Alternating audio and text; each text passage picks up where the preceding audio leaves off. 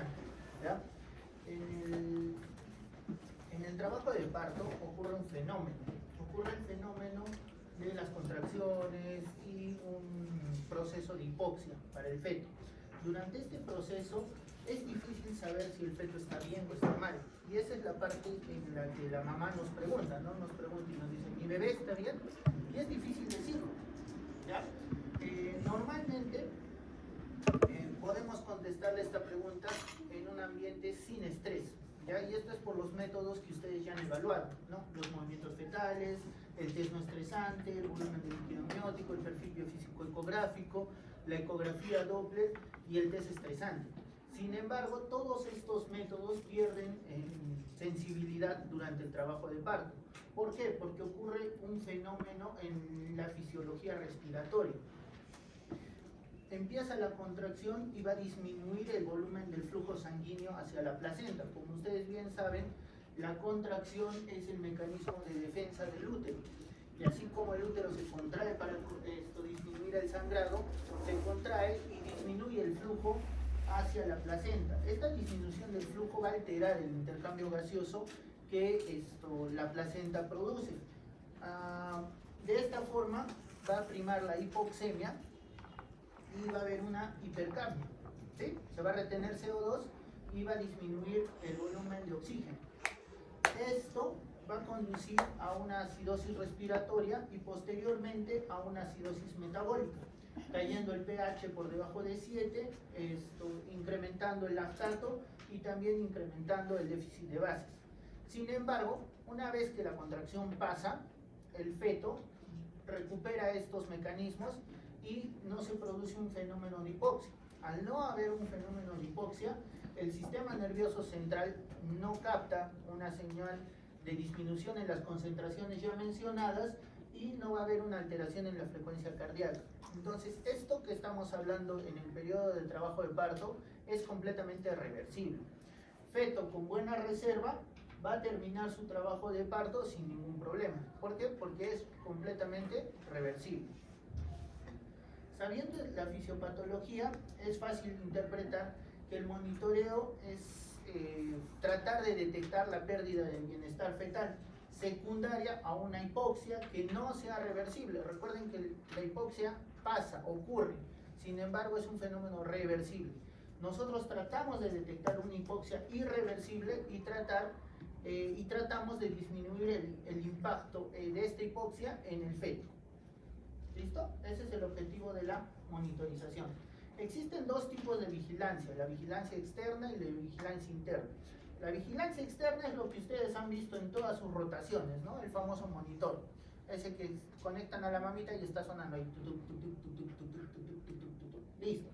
La forma de la monitorización externa ocurre en dos mecanismos. El monitoreo electrónico fetal intermitente y el monitoreo electrónico fetal continuo. El intermitente, como ahí bien dice, es para fetos que no tengan factores de riesgo, nivel de evidencia A, ya evidencia de peso, que sí recomienda su uso, pero de forma intermitente. De esta forma vamos a disminuir el índice de cesáreas hasta en un 40%.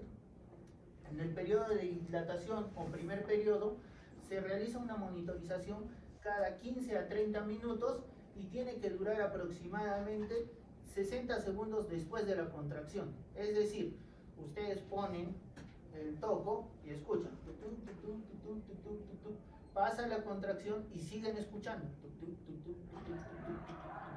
Pasan los 60 segundos y suelta. De esta forma vamos a evitar que aparezcan los famosos monitoreos planchados, los famosos hiporreactivos y todo eso. De esta forma se disminuye el índice de cesáreas. Durante el periodo expulsivo o segundo periodo del trabajo de parto, el monitoreo es cada 5 minutos y de igual forma debe durar más o menos hasta 60 segundos después de la contracción. Recuerden que la monitorización del latido cardiofetal es antes, durante y después de la contracción, ¿sí? Entonces, no se olviden de los 60 segundos después de la contracción. Ahora, el monitoreo electrónico continuo es aquel que, como su nombre lo dice, va a estar todo el tiempo. Es para gestaciones con factores de riesgo, Y aquí el nivel de evidencia cae un poquito, cae a nivel tipo C, lo cual quiere decir que sí es efectivo, pero no es del todo recomendado. Este monitoreo va a incrementar la tasa de cesáreas más o menos con un 2.3 de frecuencia. Y el dato importante aquí es que no disminuye la aparición de parálisis cerebral infantil. ¿Qué quiere decir? Que no por mucho monitorizar a un feto, yo voy a evitar que aparezca un daño, ¿ya? No es recomendable usarlo, ¿por qué? Porque también incrementa las tasas de cesáreas. Y así como lo dice, existe una gran variación dentro del mismo observador y dentro de los mismos observadores. Eso ya lo hemos replicado varias veces en el hospital. Un mismo observador puede calificar un monitoreo como categoría 1 o categoría 2, y después de un tiempo, el mismo monitoreo evaluado por el mismo observador puede cambiar su calificación, lo que hace que estos monitoreos sean poco precisos. Por eso usarlo de forma intermitente es la mejor alternativa. Existe otro tipo de monitorización que es el pH de calota fetal. Sin embargo, yo les pregunto, ¿alguno de ustedes ha visto algún tipo de monitorización de este tipo? Sé que han rotado por los hospitales más grandes de Arequipa, el Honorio, el Goyeneche, el Nacional, y ninguno realiza esto. Esto es porque es poco práctico, ya que el valor predictivo ya que el tiempo de validez de este examen es aproximadamente entre 15 a 30 minutos. Es decir, si nosotros pinchamos la cabecita del feto y obtenemos sangre para la muestra, esta validez solo dura 30 minutos. Imagínense que es un periodo expulsivo de más o menos una hora. Tendríamos que pincharlo 2 veces, lo cual lo hace poco práctico, ¿ya? Su sensibilidad es baja por ese sentido, pero tiene un alto valor predictivo negativo. Doctor, pero si lo que queremos visualizar es la oximetría, es la concentración de oxígeno en el feto, ¿por qué no le ponemos un oxímetro de pulso? El oxímetro de pulso es poco útil y además que es un método invasivo, entonces no es útil durante la monitorización intraparto, ¿ya? Listo, entonces hablemos un poquito del monitoreo fetal electrónico. Es lo que ya hemos mencionado. Se detecta la frecuencia cardíaca a través de la pared abdominal. Las condiciones que nos da Williams para una correcta monitorización son que la velocidad del trazado sea de 3 centímetros por minuto. Esta configuración está en el aparato, es un dato del aparato, de la máquina. ¿Ya? Ustedes lo pueden configurar en 2 modalidades, de 1 centímetro o de 3 centímetros por minuto, ¿ya? Entonces, lo ideal es que esté en 3 centímetros por minuto, así permite visualizar mejor el concepto de variabilidad, ¿ya? Entonces, vamos a tener que de volver a tocar el tema que ustedes ya han hecho. Ustedes ya han hecho test no estresante. Dentro del test no estresante tenemos 5 variables, ¿sí? Aquí solo vamos a tomar 4, ¿ya? Dejamos movimientos fetales de lado. Durante la monitorización intraparto no se toma en cuenta los movimientos fetales. ¿Por qué? Porque durante una contracción o durante muchas contracciones es difícil la percepción tanto de la madre como del observador de los movimientos fetales. Por eso se dejan de lado. ¿Listo? Entonces, aquí solo nos importan 4 variables: la frecuencia cardíaca fetal de base, la variabilidad, las aceleraciones y las desaceleraciones. Ustedes ya saben los conceptos, vamos a repasarlos. Frecuencia cardíaca fetal base de 110 a 160. La amplitud de esta duración debe ser mínimo de 2 minutos y debe ser tomada sin movimientos y sin contracción. ¿Listo? Variabilidad es la fluctuación natural de la frecuencia cardíaca en el feto. Es mínima cuando es menor de 5, es ausente cuando es igual a 0, moderada cuando se encuentra entre 5 y 25 y acentuada cuando es mayor a 25 latidos por minuto. El concepto de variabilidad es un poco difícil explicarlo sobre el papel, pero sí es fácil de entenderlo cuando uno escucha el monitoreo. Si han escuchado monitoreos y han visto la máquina, nunca se repite el mismo latido, siempre hay una variación entre latido y latido. Esta es una propiedad exclusivamente de los fetos, ya que cuando el sistema nervioso central madura, estabiliza la frecuencia cardíaca en un mismo parámetro. Cualquier variación en la frecuencia cardíaca se puede tomar como una anomalía. En cambio, en el feto no, en el feto esto es lo normal, ¿ya? Al contrario, la ausencia de estas variaciones es un indicador marcado de hipoxia. Las aceleraciones tienen, como su nombre lo dice, es un incremento en los latidos cardiofetales.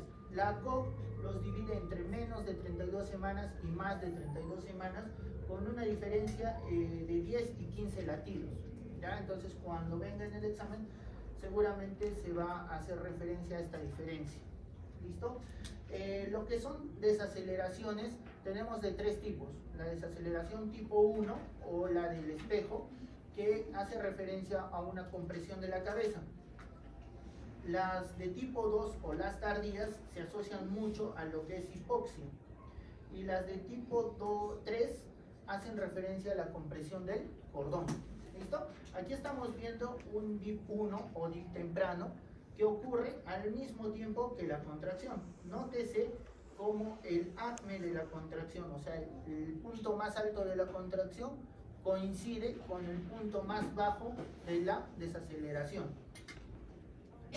Aquí estamos viendo una desaceleración tardía, donde la contracción, el acme de la contracción, no coincide con el acme de la desaceleración.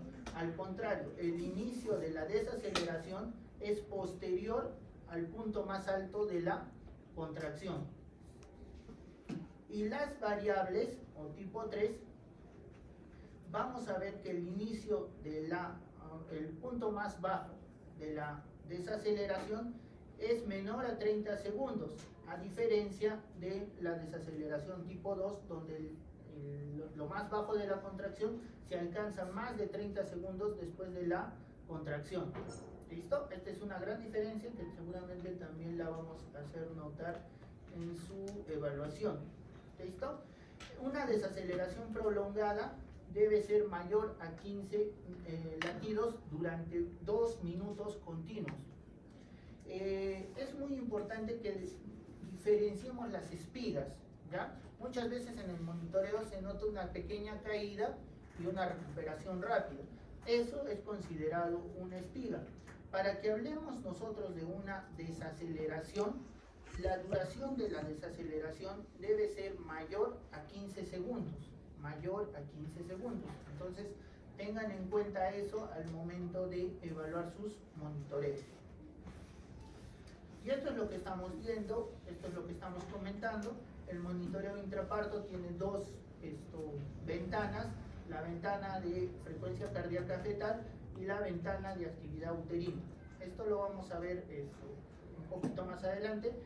Vean aquí cómo diferenciamos bien la fase de aceleración coincidiendo con una contracción. Es una respuesta a una contracción o movimiento. La línea basal se establece sin contracción y sin movimiento, y la pauta de variabilidad también debe ser evaluada sin contracción y sin movimiento. ¿Listo? Aquí estamos viendo un claro ejemplo de variabilidad nula o mínima y un caso de variabilidad moderada. La disminución, como ya mencioné, está asociado bastante a acidosis. Sin embargo, la variabilidad puede ser afectada por fármacos.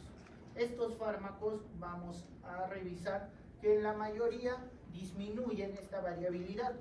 Y aquí lo más importante es comentar sobre los corticosteroides y el sulfato de magnesio, porque van a ustedes tener muchos pacientes que estén sulfatados o estén bajo el efecto de corticoides.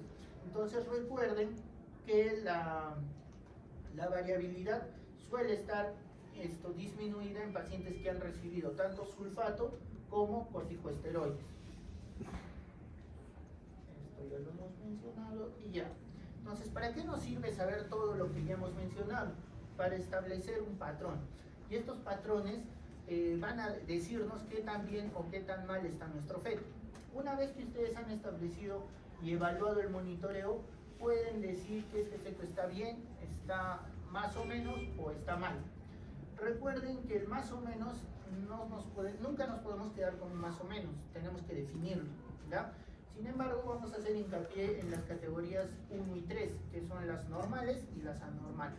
La categoría 1, línea de base de 110 a 160, variabilidad moderada, desaceleraciones tardías, ausentes, desaceleraciones tempranas, presentes o ausentes. Quiere decir que es un feto en categoría 1 puede tener desaceleraciones tempranas, sí. Y estar bien, sí. Y un feto puede no tener aceleraciones y estar bien, sí.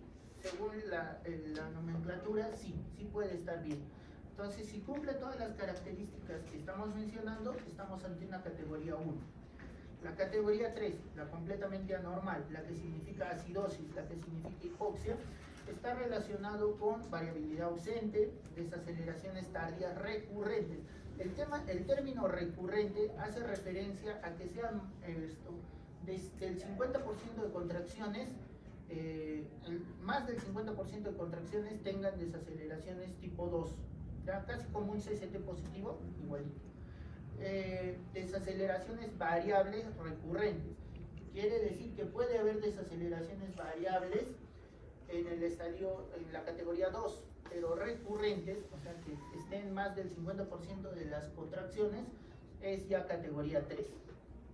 La bradicardia y el patrón sinusoidal también se nomenclaturan como categoría 3. Todo lo que no encaja en la 1 y en la 2 lo categorizan como 3. Es larga la lista, no tiene sentido que se la aprendan, simplemente apréndanse la 1 y la 3, lo que no encaja ahí es 2. Entonces, ¿qué hacer cuando nos topamos con este tipo de categorías? Lo que tenemos que hacer es responder según la necesidad. En el 1 no haremos nada, en la 3 vamos a ver lo que tenemos que hacer, y en la 2 tenemos que definirlo. Como ya les dije, no nos podemos quedar con ese más o menos, tenemos que definirlo. Esta diapositiva que les traje aquí es porque esta clasificación es del Clínic de Barcelona. De repente algunos se van a ir allá por España y necesitan este dato, ¿ya? Aquí lo que cambia es lo que están leyendo de las desaceleraciones, ¿ya? Las desaceleraciones en el anormal, no sé, o en el tipo 3, hablan de variables atípicas. Las variables atípicas son las tipo 3, ¿ya? Para que lo tengan en cuenta, son las tipo 3. Variables tardías son las tipo 2, ¿sí? Y recordarles que la taquicardia no significa que el feto esté en acidosis, ¿ya? La taquicardia no significa que el feto esté en acidosis. No se estresen por un feto con taquicardia, ¿ya? No significa acidosis. La bradicardia sí. Es importante también que sepan que existen enfermedades propiamente dichas que van a alterar el monitoreo. ¿Cómo qué? Como las infecciones, como la anemia, como malformaciones cardíacas y neurológicas, y el propio daño cerebral ya establecido. Como vieron en la segunda, tercera diapositiva, casi todas las parálisis cerebrales no se dan en el parto, se dan antes del parto.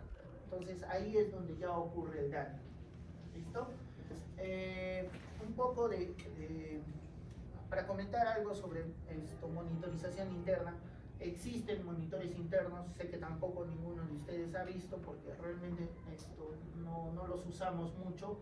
Esto es cuando la paciente o el abdomen es muy grande y realmente el efecto Doppler no se va a transmitir de una manera correcta, ¿ya?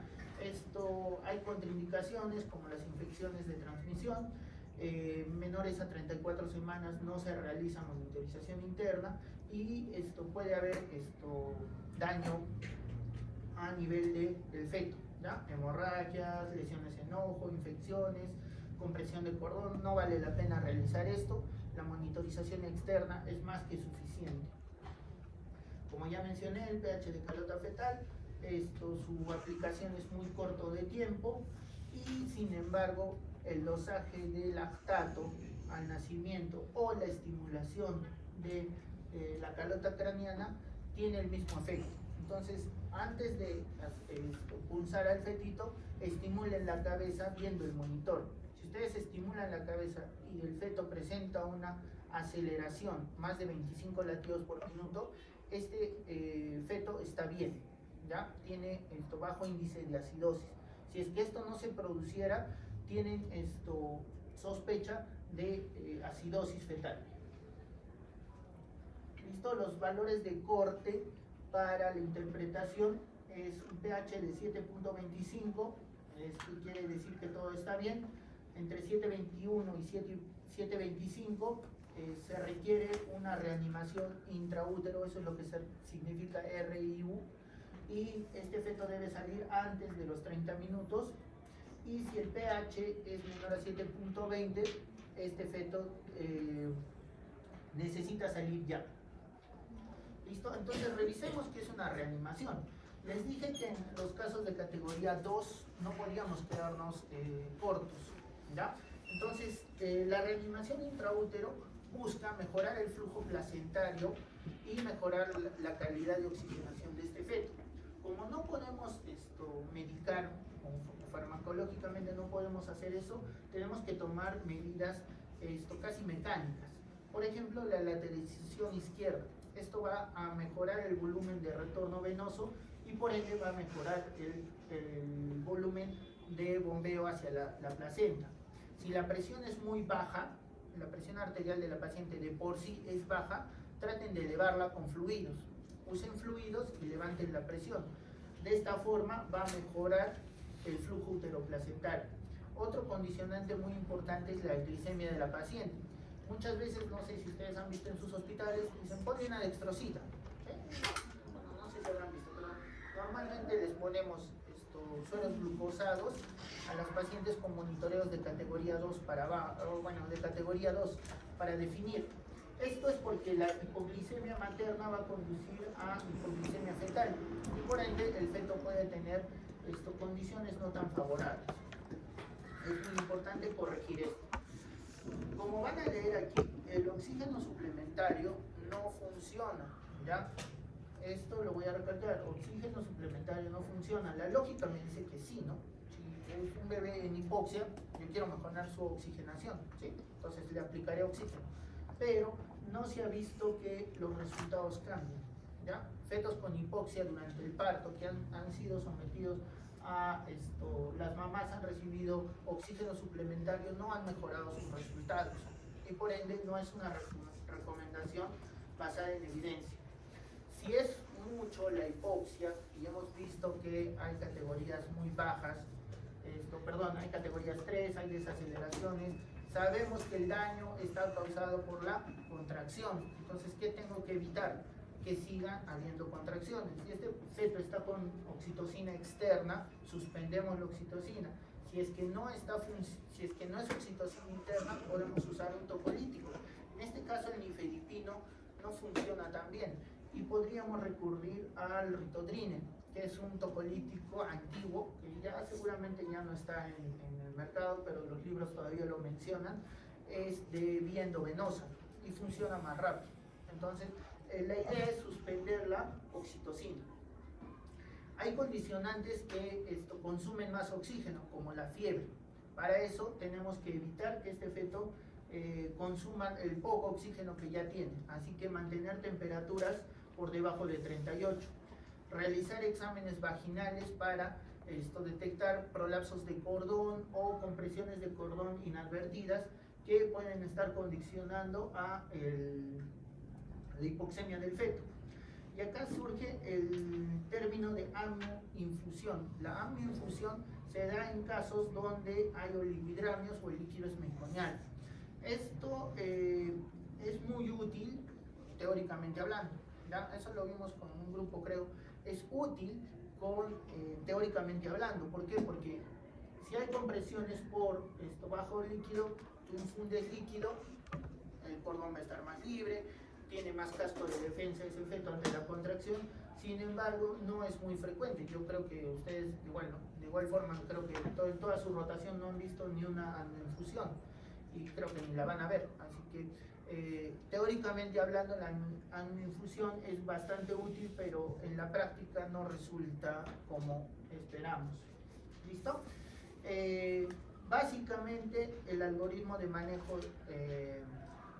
del paciente intraparto o del monitoreo intraparto se resume en eso. Un feto con categoría 1, todo va bien, no hay nada que hacer, esto debe seguir avanzando. Un feto con categoría 2, debemos definirlo. Para eso realizamos la estimulación digital que ya hemos mencionado y una reanimación intraútil. Si es que esto mejora, perfecto, continuamos con el trabajo de parto. Si es que no mejora, se podría realizar un pH de la calota fetal definiendo el manejo con las variables que ya les he mencionado, ¿no? 7.20, menor a 7.20, ese feto tiene que nacer antes de los 30 minutos. Si está entre 7.20, 21 y 7.25, te da algo de tiempo, pero tampoco es mucho, ¿ya? Entonces tengan en cuenta esto al momento de manejar a sus fetos en trabajo de parto. La otra faceta del monitoreo intraparto es de la dinámica uterina. Esto es mucho más sencillo. Recuerden que el tono uterino varía de 8 a 10 milímetros de mercurio. Durante el primer periodo de trabajo de parto, las contracciones suelen variar entre 25 a 50 milímetros de mercurio. Durante el segundo periodo oscilan entre 80 y 100 milímetros de mercurio. Las frecuencias se expresan en contracciones en 10 minutos y las duraciones se expresan en segundos. El umbral del dolor aparece a partir de contracciones de 15 milímetros de mercurio. Para estandarizar la actividad uterina se ha intentado usar una sola variable. Sin embargo, no es muy aceptada, pero son las unidades Montevideo. Las unidades Montevideo son el equivalente a frecuencia por intensidad. Como les digo, esto no es tan útil, pero es importante que tengan conocimiento de esto. También existe monitorización de la actividad uterina interna, ¿ya? De la misma forma, esta monitorización es invasiva, no suele ser muy recomendada, tiene complicaciones tanto para el feto como para la madre y debe ser utilizada simplemente en investigación o en casos donde la paciente sea muy obesa, ¿no? Y los sensores no detecten por la pared abdominal. ¿Listo? Entonces volvamos a la cuestión del inicio.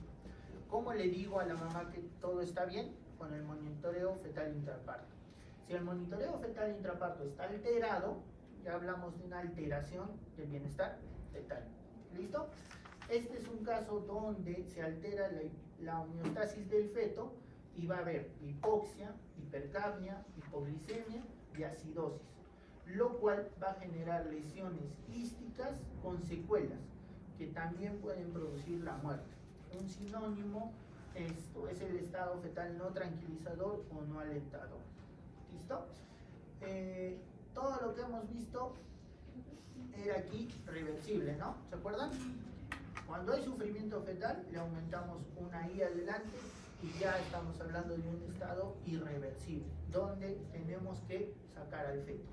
Los factores asociados a un sufrimiento fetal agudo es el uso de sedantes, enfermedades, factores asociados al feto, como la inmunización, la prematurez, el embarazo prolongado, la restricción de crecimiento intrauterino y asociados al útero, un trabajo de parto prolongado. Entonces recuerden que al inicio les hablé de fetos con reserva, ¿sí? Un feto con reserva es un feto sano, ¿ya? Entonces yo siempre les digo a las mamitas que el trabajo de parto es como, literalmente es un trabajo y es correr de aquí hasta las faldas del Misti. Una persona sana lo podría hacer, tal vez más lento, tal vez más rápido, pero lo va a hacer. Pero un feto enfermo que tenga una condición tipo RCU, tipo diabetes gestacional, tipo inmunización o cualquier otro de esos problemas, es muy probable que durante el trayecto sufra una descompensación. Entonces es ahí que necesitamos monitorizar a ese tipo de fetos de forma continua, ¿ya? triada de sufrimiento fetal está caracterizada por un monitoreo categoría 3, la tinción del líquido amniótico, pero asociado a un monitoreo tipo 2 o 3, y una alteración en el pH de la calota o en el lactato del recién nacido. ¿Ya? Entonces recuerden, la triada del sufrimiento fetal es eso. Normalmente no esperamos a tener la triada, normalmente intervenimos ya con 2 de estas variables, así que no esperen completar la triada. ¿Ya? A veces la triada se completa postnatal. ¿No? Tienes un sufrimiento, tienes un monitoreo no alentador, tienes líquido verde, puré de arvejas, y le sacan el AGA al cordón, al recién nacido, y sale lactato por más de 10. Ahí ya estamos confirmando un sufrimiento fetal agudo. ¿Listo? Y el otro tema que nos importa, que lo vamos a hacer muy breve, es el tema del sufrimiento fetal crónico. Lo que ustedes han visto en ese circulito es lo que pasa en trabajo de parto. En un sufrimiento fetal crónico, el feto está sometido al mismo estrés que el trabajo de parto, pero durante todo el embarazo. ¿Y esto debido a qué? A una alteración placentaria. A una alteración placentaria que evita que el intercambio gaseoso se lleve de forma adecuada, pero no es tan severo como para que este feto muera. Entonces, estamos hablando de un feto que dispone de bajas cantidades de oxígeno y que tiene que saber administrar o distribuir ese oxígeno para sobrevivir. Durante esa supervivencia, el feto tiene ciertos patrones, ¿ya? Ciertos patrones para compensarse. Y uno de esos patrones es la primera imagen que están viendo ahí, que es la desoxigenación o hipoperfusión periférica, priorizando los órganos centrales. Una vez que la hipoperfusión periférica ha alcanzado valores críticos, empiezan a comprometerse los órganos blancos, como el cerebro. Cuando estamos ante esta lesión, estamos hablando de daño cerebral, las famosas PCIs. Entonces, ¿un sufrimiento fetal crónico puede causar PCI? Sí. ¿Ya? Entonces, la cascada fisiopatológica, así como en el sufrimiento fetal agudo es debido a las contracciones, aquí no tenemos contracciones, aquí tenemos disminución de la concentración de oxígeno. ¿Ya? Una vez que el feto ha iniciado esta cascada, el tiempo de respuesta puede ser variable, puede ser de días, puede ser de semanas, pero al final todo termina en una acidosis. Esta acidosis es lo que ya hemos visto, con daño del sistema nervioso central, y si esto continúa, la muerte del feto. ¿Ya? Entonces, ¿qué va a hacer el feto? El feto al inicio, como no dispone de mucho oxígeno, tiene que disponer del poco que tiene de una forma más adecuada. Para eso, lo primero que va a restringir son sus movimientos. ¿Ya? Alguien que no tiene mucha energía no necesita moverse mucho porque va a gastar su energía. Después va a echar mano de las hormonas del estrés a nivel de los tejidos periféricos. La redistribución del flujo es uno de los valores críticos, y esto se puede evidenciar en las ecografías de Doppler, ¿ya? Donde vemos que el flujo al cerebro se está priorizando. Y por último, empieza a echar mano del metabolismo anaerobio. ¿Ya? El metabolismo anaerobio es el que no requiere oxígeno y es la fase final de la búsqueda de energía de cualquier órgano vivo. Entonces, este sufrimiento fetal crónico puede ser diagnosticado gracias a varias herramientas. Dentro de ellas, como les decía al inicio, uno de los principales evaluadores del bienestar fetal son los movimientos. Y si estamos hablando de un feto que no se mueve mucho, estamos hablando de un feto que está ahorrando energía. Esto asociado a otros factores, a otros test de bienestar fetal, les puede ya dar el diagnóstico. Aquí sí vamos a echar mano de todo lo que se pueda, del Doppler, del monitoreo fetal, del perfil biofísico, y vamos a ver cómo se van perdiendo uno a una las funciones que se están mencionando aquí. Por ejemplo, el volumen de líquido amniótico se empieza a perder la variabilidad, empiezan a haber desaceleraciones, empieza a haber la redistribución de flujo de la arteria cerebral media, la inversión del ductus arterioso, del ductus venoso. Entonces, para este diagnóstico se requieren muchas más herramientas, pero la sospecha siempre parte de los test de bienestar fetal que ustedes ya conocen. Una alteración en varios test te puede condicionar a un sufrimiento fetal crónico, y esto estará asociado mucho al RCIU, ¿ya? Al retardo del crecimiento intrauterino. Tiene mucha asociación a eso, casi comparten las mismas variables. Sin embargo, hay fetos que alcanzan tamaños por encima del percentil 10, que de igual forma presentan sufrimiento fetal crónico. Sin embargo, no se les puede equiparar a lo que es un RCIU. ¿Listo? Recuerden que las inversiones en las ondas Doppler, la inversión de la onda tanto en el ductus venoso como en la arteria cerebral media, es un sinónimo de acidosis. Y como pueden ver, se empieza a invertir la onda y empiezan a ver las desaceleraciones espontáneas, sin siquiera haya contracción. El manejo es el mismo que el RCIU, ¿ya? El manejo es el mismo. Si ustedes cuando han llevado RCIU seguramente han leído o han visto este cuadrito. Está basado en la ecografía Doppler, y el seguimiento de este tipo de fetos no es pues de una consulta, es un seguimiento continuo cada 15 días, ¿ya? La mayoría de estos embarazos terminan en cesárea. El único que es el tipo 1, 50% terminan en parto normal y 50% requerirá cesárea de emergencia. Todos los demás cesárea. ¿Listo? Esto va a ser motivo de conversación, motivo de su evaluación. Recuerden cuál termina en parto vaginal. Y es importante que recuerden que el sufrimiento fetal crónico no es un diagnóstico de inicio, ¿ya? Tienen que seguirlo. Se va a ir alterando poco a poco, y la fisiopatología de la misma forma va marcándose por carencia de oxígeno, redistribución de flujo de órganos principales redistribución de flujo de órganos periféricos y redistribución de flujo de órganos principales. De esta forma va a ser fácil que lo entendamos. Es casi un RCIU, pero no es una RCIU. ¿Listo?